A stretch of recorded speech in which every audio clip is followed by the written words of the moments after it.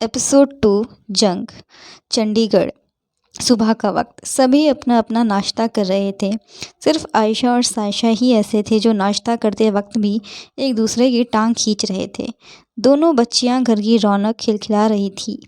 उन दोनों के मस्ती मजाक में दीदा ने भी उन्हें ज्वाइन किया। दिखाना जीजू की फ़ोटो, तूने मुझे ही नहीं दिखाई बस, कोको ने पास्ता खाते हुए नीनी से कहा। अब तू अपने जीजा से शादी वाले दिन ही मिल लेना। क्यों नीनी, सही कहा ना मैंने? दीदा और सायशा ने एक दूसरे को हाई फाई दिया और कोको ने पाउट बना लिया। और मोटी, ठूस लिया तूने? पीछे से करण ने कोको के बाल खींचते हुए कहा, जो अभी अभी जिम से लौटा था। आह मम्मी, कोको ज़ोर से चिल्लाई तो मंजीत हड़बड़ाते हुए किचन से बाहर आ गई। क्या हुआ? मंजीत ने टेस्ट वॉइस में उससे पूछा।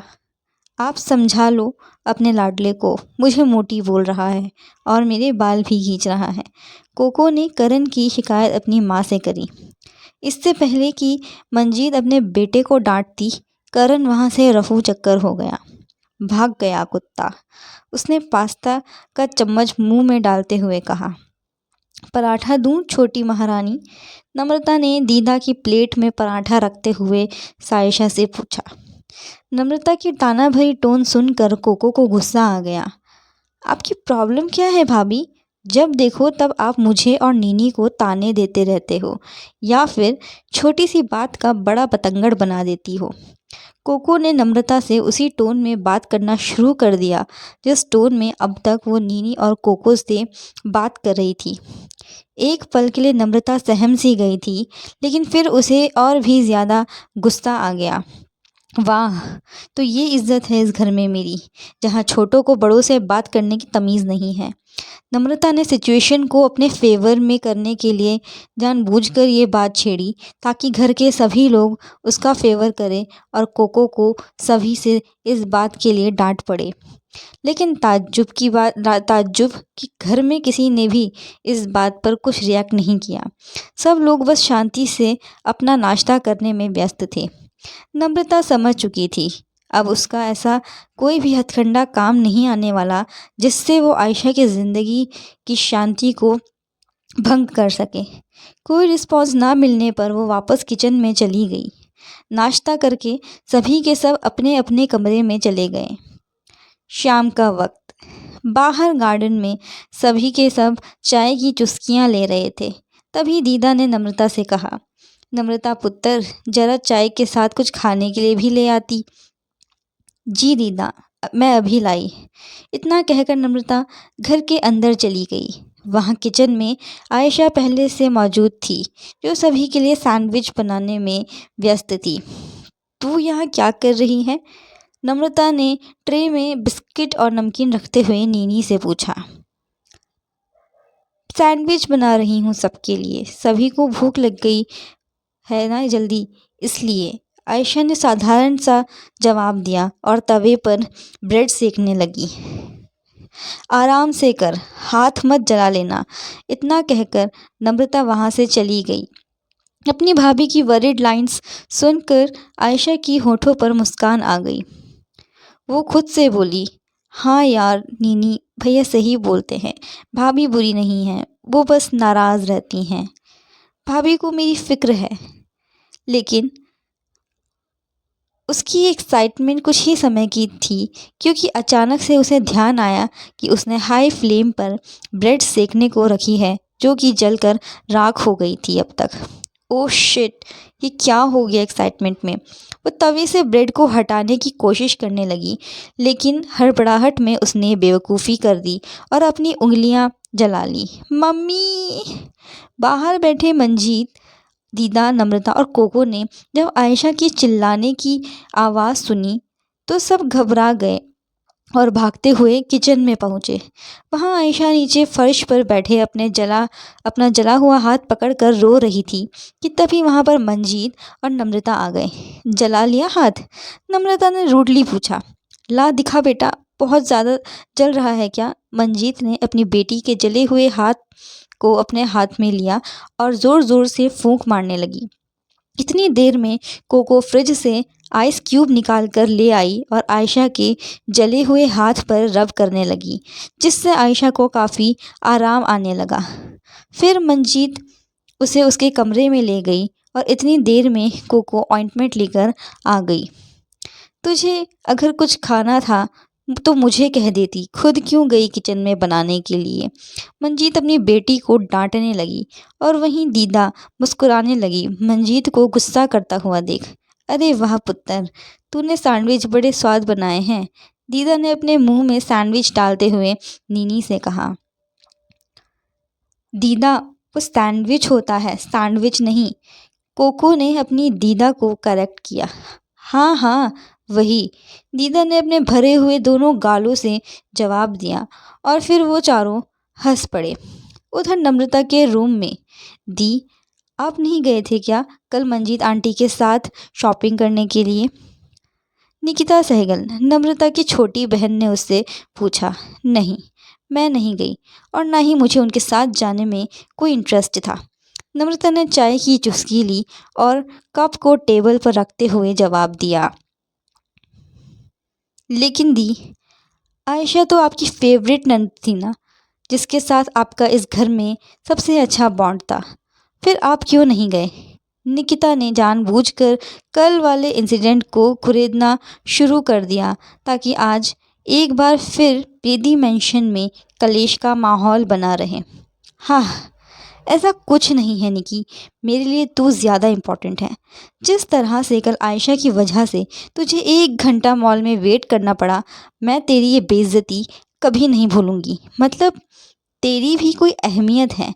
आखिर तू अमन की साली है, तो अमन को तुझे फेवर करना चाहिए था और अपनी बहन को उसकी गलती पर उसे डांटना चाहिए था। लेकिन उसने तो मुझे ही सबके सामने जलील किया। नम्रता ने अपनी बहन को एक सांस में कहना शुरू कर दिया। निकिता साफ साफ देख सकती थी कि उसकी बहन की आंखों में अपनी दोनों नंदों के लिए कितनी नफरत थी। फिर तभी उसने अपनी एक और नई चाल चली, नम्रता के दिल में उसकी नंदों के लिए नफरत की खाई और गहरी करने के लिए। खैर छोड़ो ना दी, आयशा और सायशा तो बड़े बाप की औलाद हैं। वो दोनों बहनें कहाँ किसी से माफ़ी मांगेंगी। उन दोनों को तो बस पैसे का घमंड है। आपको याद नहीं कैसे जीजू ने उस दिन मेरे हाथ से वो फुलवारी दुपट्टा छीन कर आयशा को दे दिया था। उन्होंने तो एक बार भी ये नहीं सोचा कि मैं उनकी इकलौती साली हूँ। वो तो बस। इतना कहते हुए निकिता रुक गई और नम्रता के गले लगकर रोने का नाटक करने लगी ताकि कलेश की शुरुआत हो सके। यूँ अपनी बहन को रोता हुआ देख नम्रता को अच्छा नहीं लगा। उसने निकिता के आंसू पोंछे और उससे बोली, तू रो मत मेरी बहन, आज तो आयशा को तुझसे माफ़ी मांगनी ही पड़ेगी। इतना कहकर नम्रता गुस्से से कमरे से बाहर निकली और तभी उसकी नज़र हॉल पर पड़ी, जहाँ पूरी फैमिली पहले से ही मौजूद थी। निकिता भी अपनी बहन के पीछे पीछे कमरे से बाहर आ गई क्योंकि उसे आज के कलेश का एक भी सीन मिस नहीं करना था। नम्रता गुस्से से सीढ़ियों से नीचे उतरने लगी और निकिता उसके पीछे पीछे दबे पाँव। नम्रता बेटे आओ, तुम भी आओ, राजबीर ने नम्रता से अपनी नर्म आवाज़ में कहा। नमस्ते अंकल। हेलो जीजू। नम्रता के पीछे से निकिता की आवाज़ आई। निकिता को देखकर राजबीर ने उसे एक हल्की सी मुस्कान दी और अमन ने भी। कुछ देर के लिए हॉल में सन्नाटा सा छा गया। कोई भी कुछ नहीं बोल रहा था। वैसे निकिता, तुम कब आई? अमन ने निकिता से टॉन्ट भरी आवाज़ में पूछा। बस थोड़ी ही देर पहले आई जीजू, निकिता ने जवाब दिया। एक बार फिर से हॉल में सन्नाटा छा गया। छोड़ मुझे, ये मेरा हो गया अब। तभी भागते हुए आयशा नीचे आई और सायशा उसके पीछे।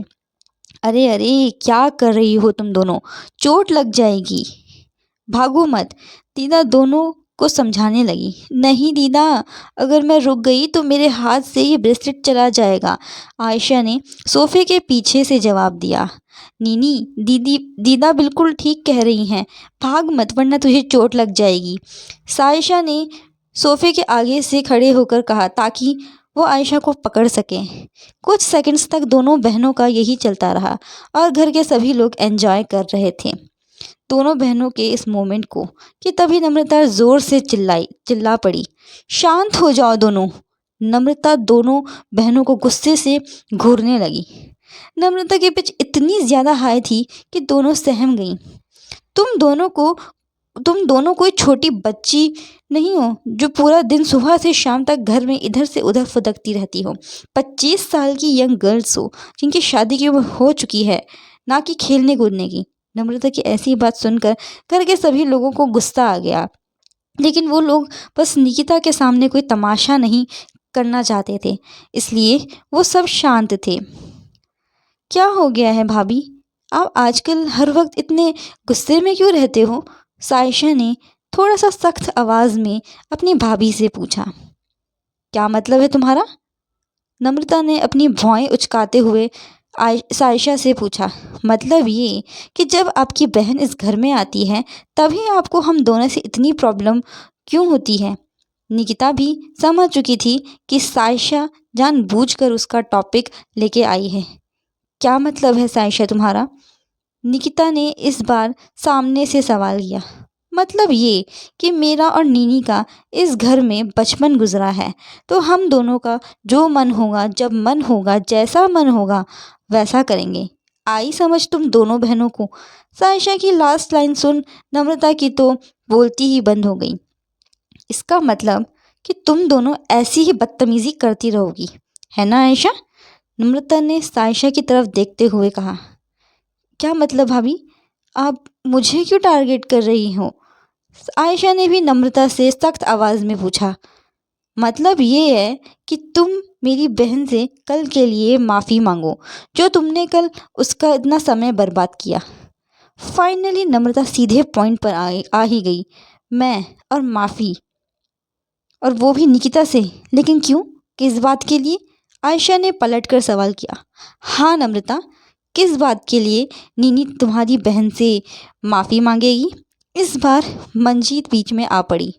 ओह, तो अब आप लोग इतनी जल्दी बातें भूल भी जाते हैं? नम्रता ने अकड़ते हुए अपनी सास से कहा। तो चलिए मैं ही बता देती हूँ किस बात के लिए।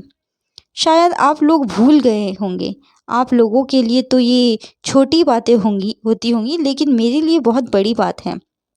पहले मंजीत मम्मी जी ने मेरी बहन निकिता को हमारे साथ मॉल आने की परमिशन दी और फिर इस बेचारी को इतना वेट करवाया।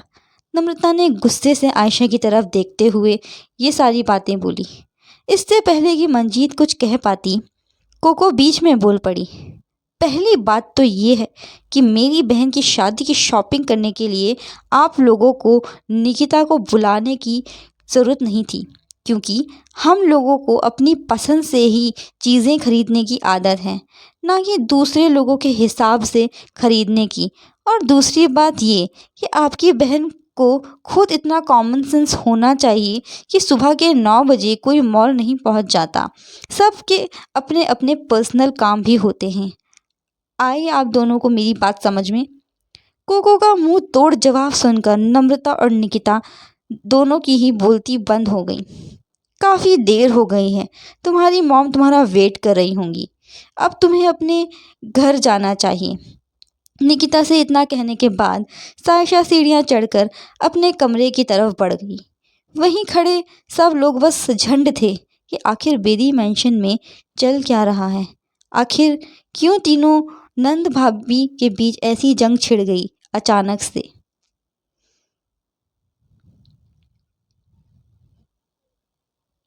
आगे की कहानी जानने के लिए जुड़े रहे प्यार का कलमा के साथ। आज के लिए बस इतना ही, मिलते हैं नेक्स्ट एपिसोड में। तब तक के लिए चैनल को सब्सक्राइब करें और नोटिफिकेशन बेल आइकन को प्रेस करें आगे की स्टोरीज़ के लिए। Till then take care and bye bye.